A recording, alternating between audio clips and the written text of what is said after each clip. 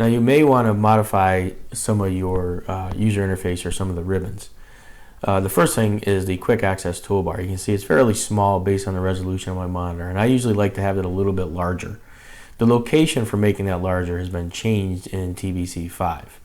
The first thing you need to do is go to the support tab, go to options, and you'll see on the options on the display tab, you can modify the interface. You can go back to the traditional look and feel if you like, but I think once you get used to this new interface, you'll like it. It's actually a lot cleaner and easier in some cases, especially for more high-res monitors.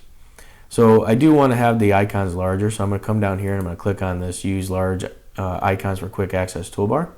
It says a restart's required, and that would definitely be helpful, but you'll see that it will, in some cases, actually make those larger. So here it's actually made them larger, but I do recommend that you close Business Center down and reopen it. One of the other things that some people like to do is move the ribbon below, or the quick access toolbar below the ribbon, and you can do that simply by coming over to this drop down menu and clicking on Show Below the Ribbon.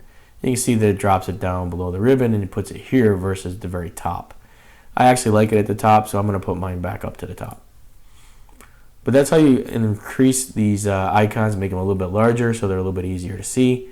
And it's all done from the Options tab, where you can actually go in and change other information as well. So if you want to change certain colors or any of these other properties, you can do that from here.